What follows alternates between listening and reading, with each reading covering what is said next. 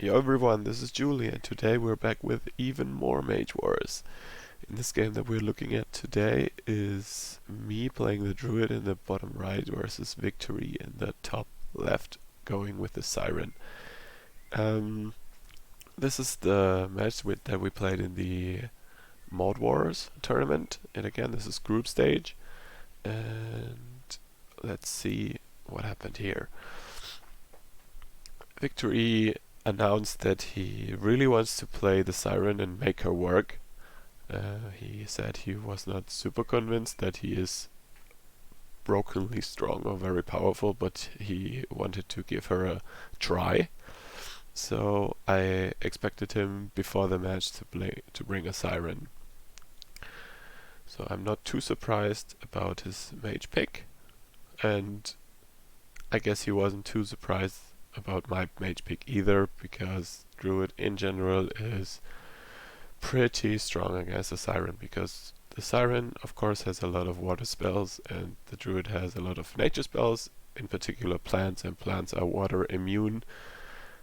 And I tried to stress this, or I mentioned it rather, in one of the previous videos also.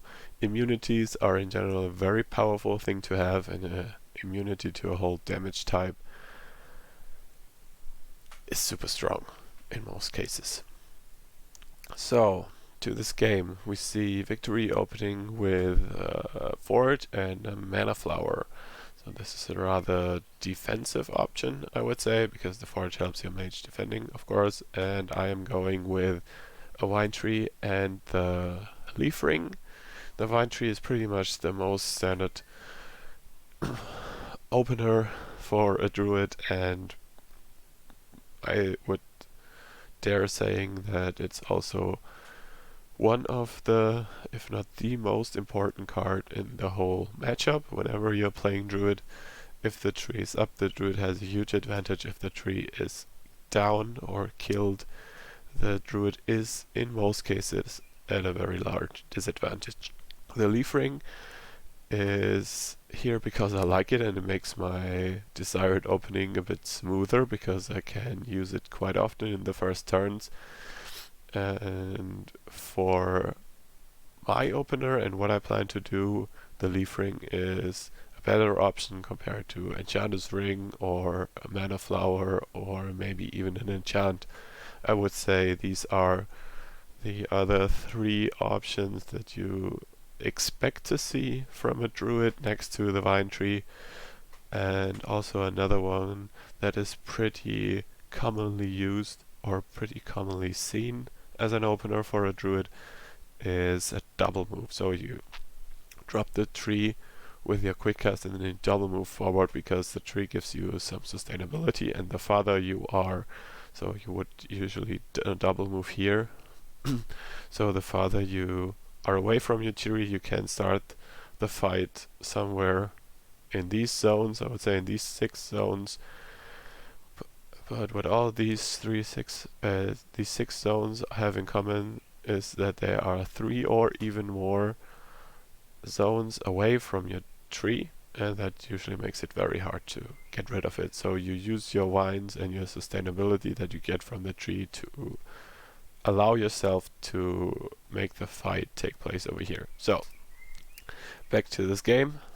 We have a Mana Flower and a Croc. For me, I like the Croc, I love the Croc, it's strong against Siren. It is in my general Druid list that I'm playing already, so this was not a special tag against the Siren or VictorE, because I knew he was probably going to play Siren, but it's here actually because I like it. And I had prepped an Orchid, if you see it, but this was a misclick. I have just the Orchid and my Mana Flower next to each other, and I asked if it's okay if I change the spell, because I just accidentally clicked on the wrong flower here. And I showed the Orchid here because it doesn't make too much sense to play this here right now, and to convince my opponent that I'm not trying to cheat.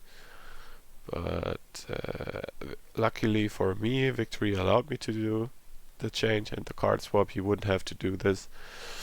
But yeah, so I already messed up a little by not paying too much attention, and so I was deploying a Mana Lotus, a Crocodile, and a Mana Flower going down to 0 mana. That's why I'm starting this turn with 11, while VictorE dropped 2 more Mana Flowers from his Mage and a Leather Belt from his Forge. So now I should probably do something like this, because I've thought about this match for quite a while. I think we played this a week ago or so. And for me, right here, this turn is a very crucial turn. I think this might be one of the most deciding turns in the game, alongside with 2 others. But here you see VictorE having 3 Mana Flowers and a Battle Forge. So for me, this makes me think that he wants to go for the long game, because he clearly out-channels me right now. He has 13 channel, I have 11. Okay. I have 1 more with the Vine Tree, he has 1 more with the Battle Forge, so that cancels each other out. Still, he has 2 more channel than I have. So this makes me think he wants to go for the long game, and that he wants to use his Forge. So my plan for this turn is I want to use a Force Push, and I'm planning on using a Rust. So why? With that amount of mana, and him seeing to go on the defensive, and him making it look like he wants to out-channel me right here, I am expecting a big creature. Level 4 plus. Maybe something alongside a Croc, maybe something else. He could even play a Ritual and a Water Elemental. Water Elemental would not be too strong here, but it's still possible to go with a Ritual of Kellic to gain 3 mana, deploy a 2 mana thing from the Forge, and then drop a Leviathan for 22 mana here. So I'm expecting something like a big creature. And I'm definitely expecting a creature here, because that would also mean that he stands still in the zone and can move his Battle Forge next turn. Can use his Battle Forge next turn, because the Battle Forge can only cast equipment spells. Equipment spells, you can see it here on the leaf ring, are always range 0-2. So your Battle Forge can only ever target 2 zones, target mages that are 2 zones away or closer. So for this Battle Forge, it covers this zone here, this zone, the Siren is standing, this bottom corner, and the 3 zones here. Everything on basically half the board here, and the other half of the board is not being able to be targeted from the Battle Forge. And this is the reason why I am prepping a Force Push. So my mage's action should be first. I can deploy Rust for potential more armor on the opponent mage, and then my opponent would have to act, because now we are both having equal actions. So he needs to use his main action, and after that I can push him 1 closer and attack with the Croc. This is the plan for the round, and to support this plan for the round, I have a Thorn Lasher that I plan on deploying in this center zone here. I think I already stressed this, but for me it is important to control these 2 center zones in most cases, especially with the Druid, because if you control these 2 zones and possibly have Thorn Lashers in it, the Thorn Lashers have an attack 0-1 range. If you have Thorn Lashers in these 2 zones, you can basically reach this zone, this zone, this zone, this zone, this zone, and this zone, so only the 4 corner zones are left out. And the snatch means you pull something towards the source of the snatch. So because the plan was to push VictorE over here, because I expected him to bring out a big creature, and I wanted to grapple it with a Shoalsdeep Crocodile. Potential grapple is a 66% chance. But then I was thinking that he would potentially try to go back to his forge to get more equipment, and the Thorn Lasher in this zone should help me to get VictorE into this zone and out of the forge's range in the potential future of the game. So this is why I decided to go with these three options. And also, if you count the mana, the Thorn Lasher will cost me 6, going down to 5, and a hidden enchantment plus the 3 mana Force Push aligns perfectly here. So I'm using all my mana for this round yet again. And we will see if my plan works out and what VictorE does. So meanwhile we are discussing in the chat if the forge should have a corrode token on it or not, because for this Mod Wars tournament, and only for this Mod Wars tournament, so not for modifying the game in general, it's really just exclusively for this tournament, the rule is to weaken creature spawn points a little, or so. The modification herefore is that every creature spawn point will start with 1 less armor, and to realize this on Octagon for the automation, we will just put 1 corrode token on it. And since the Vine Tree can cast creature type spells, the Vine Tree gets a corrode marker that you can see here.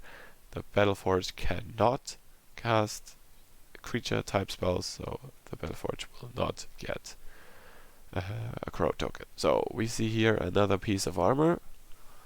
Plan is still valid, so I'm still expecting a big creature here, potential ritual and Leviathan. So I deploy 1 Vine here and directly putting the Thorn Lash into this zone, destroying the Vine marker yet again. So this is why I didn't deploy a Vine anywhere here. So Vine turn 1 was here, Vine turn 2 was here, Vine turn 3 is here. And now something strange happens. You see VictorE moving out of cover from his Battleforge and not deploying a creature, so he completely surprised me here. I did not expect this at all, and it is a perfectly valid and strong move against what I have planned here. So I will curse him with my Druid, but I have basically no chance to use my push source here to any good effect. I could push the Croc once and double move, but what's the point of it? I can just double move the Croc and move and hit him next turn too. So I wait with my quick-cast action, and right here I'm debating between 2 things, because now he has double enchanted himself, which gives himself the opportunity to have offensive enchantments here and potentially attack my tree. And right here I'm thinking about whether I want to force push VictorE back here in this zone, so my tree can Tanglevine him next turn, and he's stuck 3 zones away from my tree and therefore cannot nuke it. The reason I am not doing this is because VictorE has moved on his own out of range from his Battleforge, and I don't want to put him back into range of the Battleforge. I am thinking right now here that if he wants to go for my tree, the game will turn into a damage race, and I am confident right here that I could win the damage race. So if VictorE would have deployed the Battleforge in this zone, probably, to still be able to target his mage while being down here, I would have almost in all cases, I think, I would have pushed him back out to just waste 1 action out of the Battleforge. The Battleforge was over here. I'm not too sure. Then I guess I would probably have used it too, just to make him lose both, to just deny him the option to go for my tree. But right here where the Battleforge is located in his corner and he's over there, I decide to not use the force push and rather sit and bank on the action. So what I should have done or could have done here, and I usually try to do this, is getting out armor, especially since the Druid's Leaf Ring reduces the cost of living armor. I could / should have deployed living armor right here for 3 mana instead of the push potential. I could have done that. Would have done me great in this game, but I don't want to take too much away from you right now.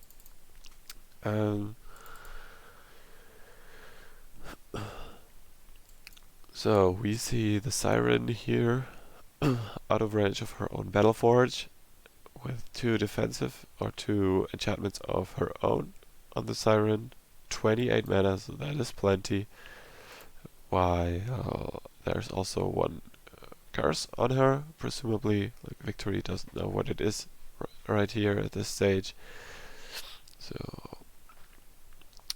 and I will get some more mana next turn from the Mana Lotus dying. If he doesn't kill it, usually you really do not want to waste an action killing Mana Lotuses played by your opponent. It might sometimes be worth it, but I would say 90 to 95% of the Mana Lotuses I see being played, those will pop off and grant mana to the owner.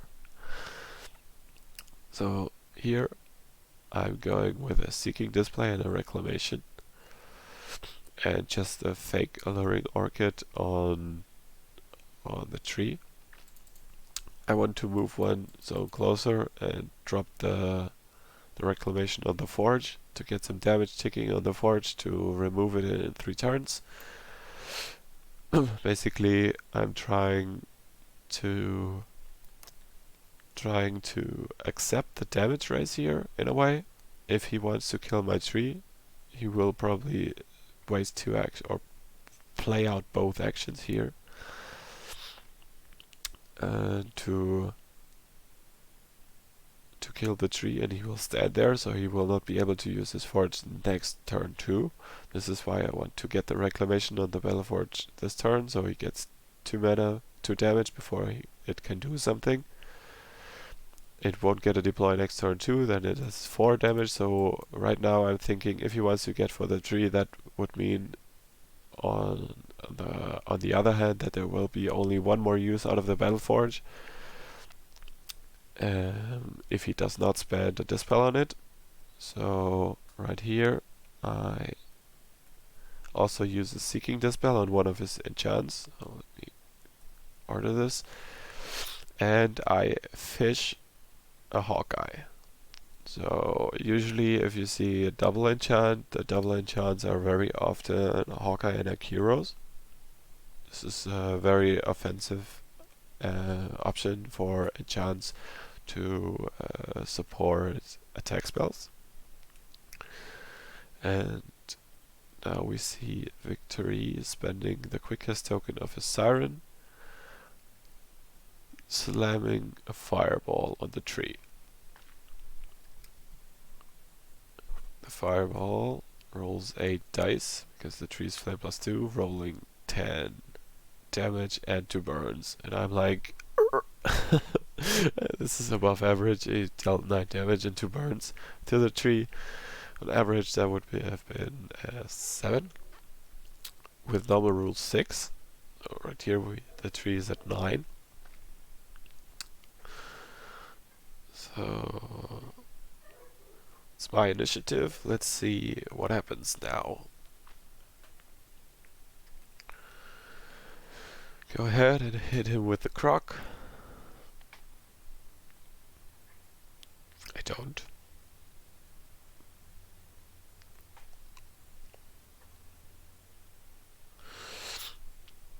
I reconsidered my thoughts and go ahead and attack him with the croc. I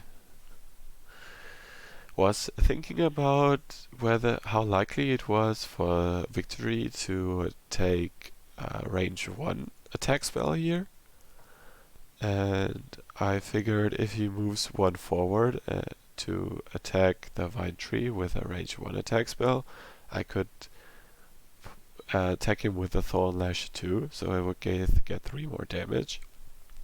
And then I reconsidered it, if I recall it correctly, to just go ahead and charge with the Croc to get a potential grapple, so he cannot move. And if he had packed level or range 1 attack spell, then he couldn't even move to the right and try to kill the tree.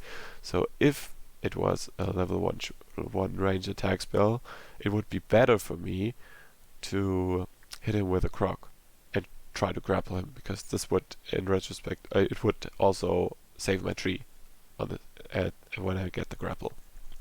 So VictorE said he forgot here that the tree has still 1 armor, so he should have cast the acid ball first, and he's correct here. He gets only 1 corrode and 1 crit, so that is right now putting the tree to 10 damage. And now he reveals his Akira's favor and wants to reroll the attack dice to get not 1 damage on the tree, but rather 3. And with his reroll he gets 2 crits and a corrode. So now the tree is at 11, barely surviving. My druid goes ahead and attacks the Battleforge. I will speed this up right here because there is some rule in uncertainty about the next round. Basically, what we were thinking was whether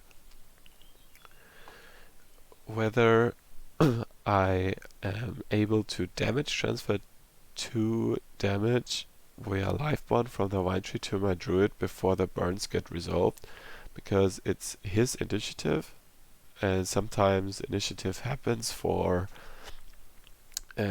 matters for upkeep purposes, and the thinking was that it is my tree, so we basically agreed on this in the end, that it is my tree, and I, because I am the owner of the tree, am allowed to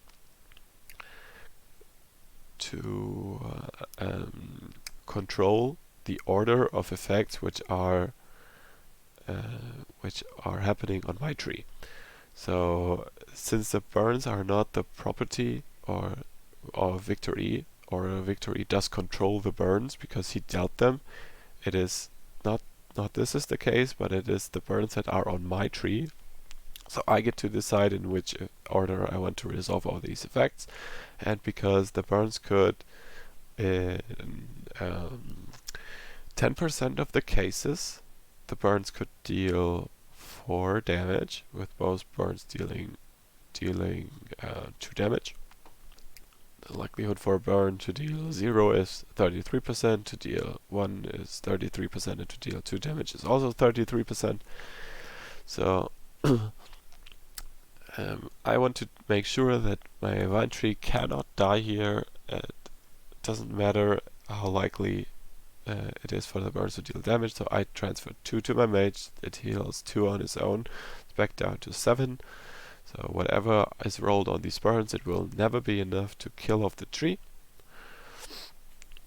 Okay, yeah, you can see some of the discussion that I summarized here on the left.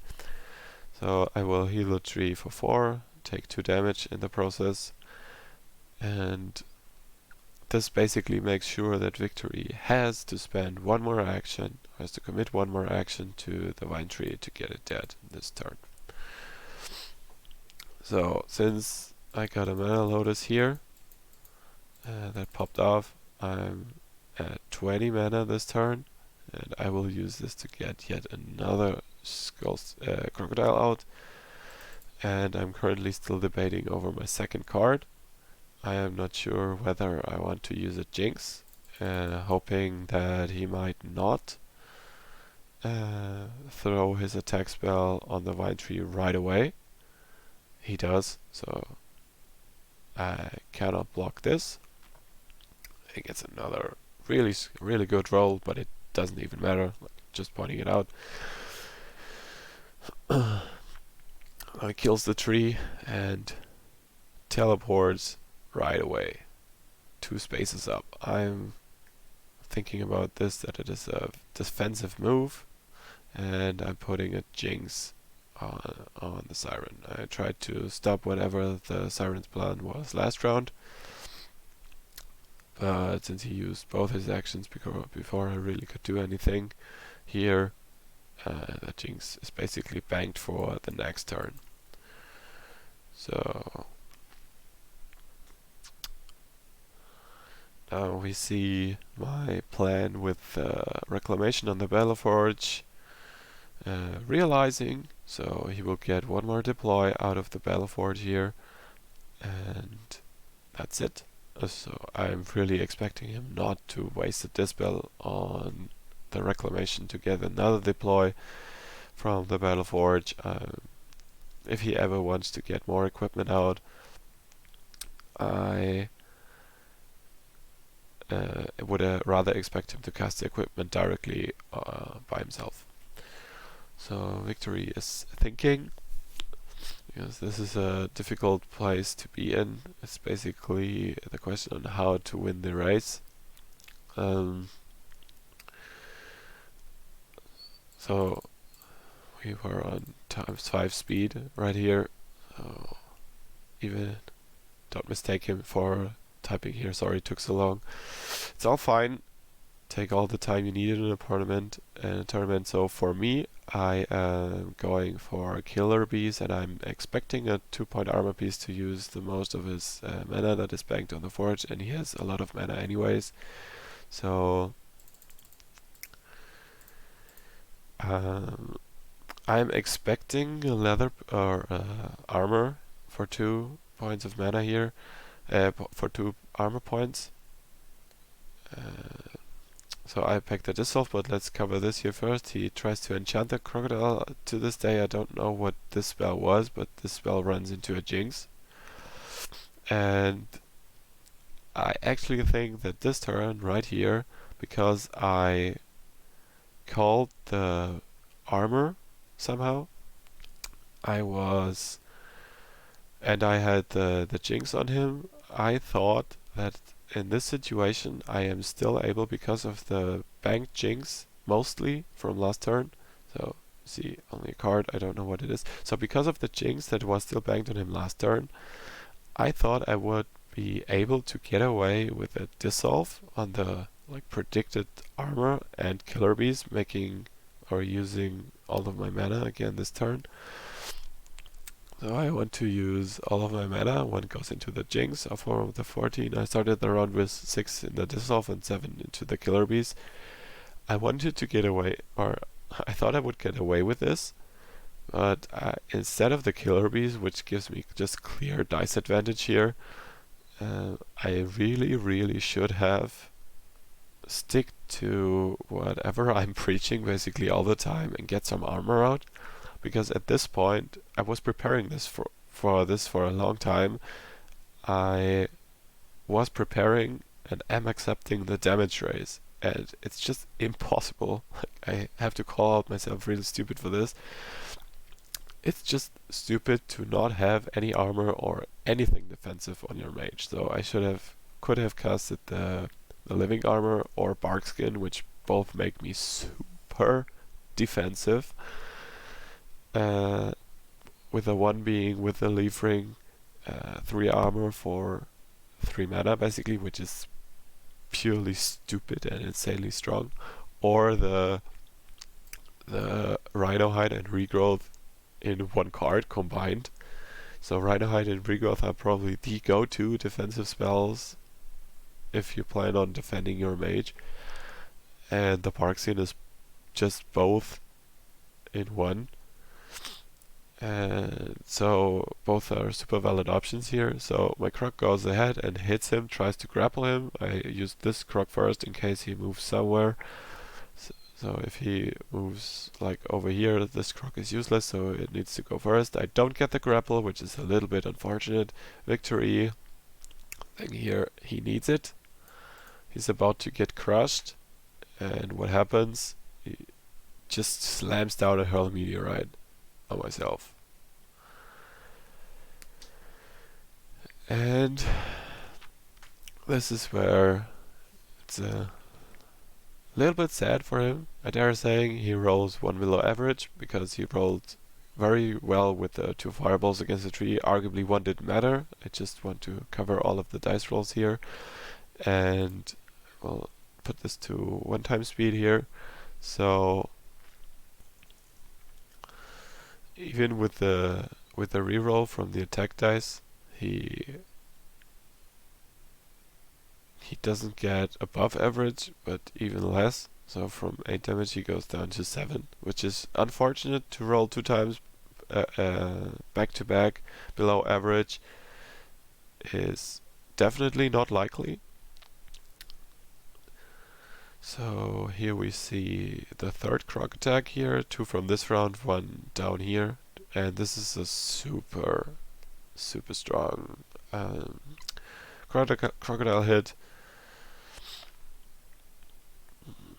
For the record, I can also mention that the first 2 crocodiles missed their grapples. It would not have mattered anyway, but this was, from damage perspective, a very good hit.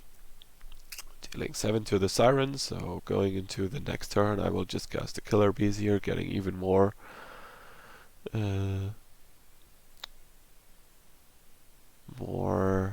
dice. And that's the end of the round because my Thornlasher was so bad. I predicted the move from VictorE in turn 3 so badly that this Thornlasher is completely useless for the whole game so far. I really should have put the Thornlasher here, now that I think about it, because if you get a Thornlasher here, you basically make these 2 zones very hard to stay in for your opponent. Those 2 are 2 of the zones in which the most tree kills happen, actually, with range 2 spells. And if you have a Thornlasher in this zone, you can snatch them out of there with your Thornlasher and then Tanglevine them in this place to make it harder for them to get the tree with range 2 spells. So we see the grapple on the Siren, and my mage starting this round with 9 damage. So the Battleforge gets destroyed, and right here, I can't put this to a higher speed now, right here I just want to win the damage race. And what I have prepared for this are 2 of the most defensive spells I could have ever used, in my opinion. And for this round I am going with a Bark Skin and a Jinx. So the Jinx is basically to trade 1 action versus 1 action, so I make sure that he only ever gets one of 2, can connect with one of his 2 actions. And the Bark Skin is armor and regenerate in 1. And here we go with the first quick cast phase, and you see what's about to happen.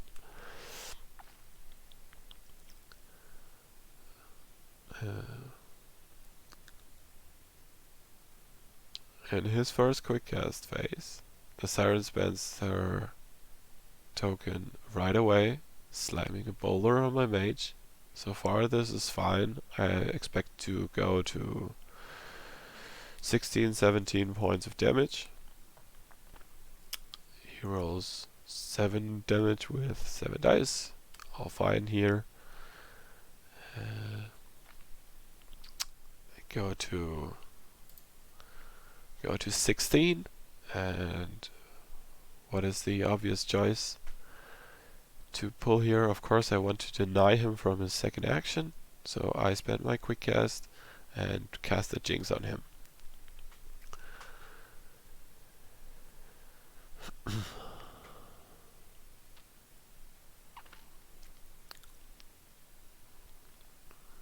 Here we go, with me realizing that this Jinx was probably the stupidest idea that I could have went for in that case. He rolls a Hell Meteorite with his, which is a full cast action, full action, and full actions you cannot stop with Jinx. So I really should have casted my Barkskin here and armor earlier, but he went with the Meteorite for 8 and wanted to reroll the effect die. So I will take the 8 damage here, going to 24, and I allow him to reroll the effect, of course, because the Akira's favor is automated on Octagon, and you just hit the wrong thing. It's all good. So he wants to reroll the effect to get a stun on me, which basically makes it for me to stay in range 1 from his mage. Yeah, if he doesn't get the stun here, I will move down 1 space and get the elephant grass on me. He's stuck and I am in a elephant grass. I would have played this next turn. So yeah, this is why he rerolled the stun and not the damage to get a super high roll here. But it is of course possible. And now you just see my Crocs piling on his Siren and the Killer Bees on top of that. So I will get 4 dice here, 5 dice here, 4 dice here. He actually even escapes the grapple, so I get 4, 12 dice. 12 dice from this point should get him on average to 29. My mage cannot attack him though, so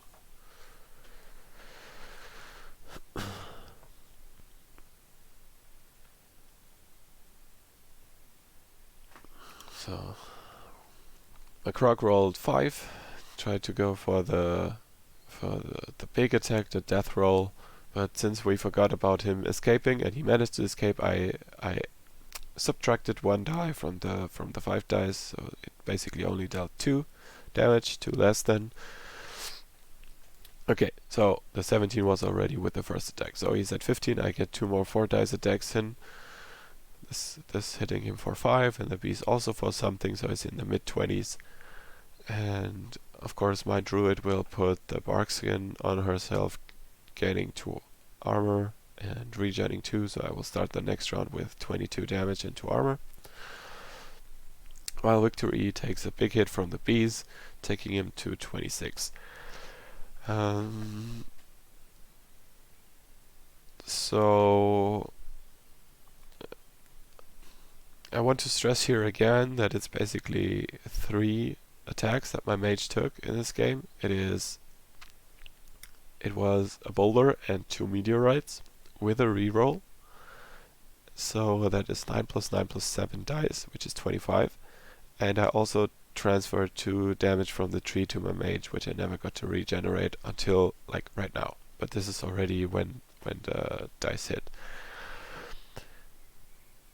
So all VictorE needed to do is to roll 28 damage with 25 dice, and you can calculate this by brutal math, and the chance for that is actually at 25-27% without the rerolls to roll 3 above average.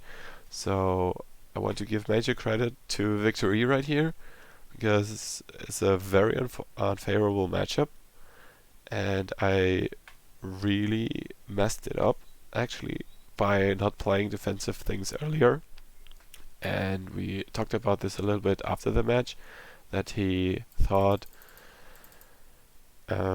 this move or the Battleforge placement down here in turn 3 was a bad one, but it made my Thornlasher useless and destroyed my complete turn 3, and was so confident that he would get a creature out, it completely messed it up for me. So I just forgot somehow to put out armor. I don't know, but I want to stress it once again. VictorE had in a very unfavorable matchup, if you ask a lot of people, with Siren going against Druid. Kill chance of about 30, 40, 45-ish%, I would say. So in every third, or maybe even half of the games, this is your win. I feel like I stole the win here somehow, but with VictorE being here at 26 out of 30, with while being at zero armor, because there's still my rust on him, and this is an offensive enchantment, 2 armor here, 2 from my rust, and a jinx. So I basically get 2 actions before he can do anything. It will be at least a crocodile, and I have a boulder. So this is 5 dice here and 7 from my mage. 12 dice to deal 4 damage. This is, if you calculate that, this is like a 98-ish percent to deal this amount of damage, so he's almost always dead. But never say never. We will play this out regardless. I was very, very surprised by the attack spells, and I really messed it up with my jinxes that I thought would block attacks, but this is not possible against full actions. In half of the cases, this is your games, Victor. I let the croc do its job and perform, attack me with something just in case, so there's no conceding in a tournament game. Of course there are, but it's rather rarely seen.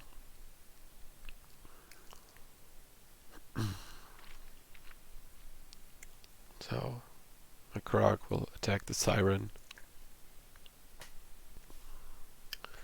Death roll for the win. That's it. That was the game. It was a very quick and entertaining match between a Druid and a Siren. Props to VictorE, surprising me, and I stress this again, in 50% of the times it's your game. GG.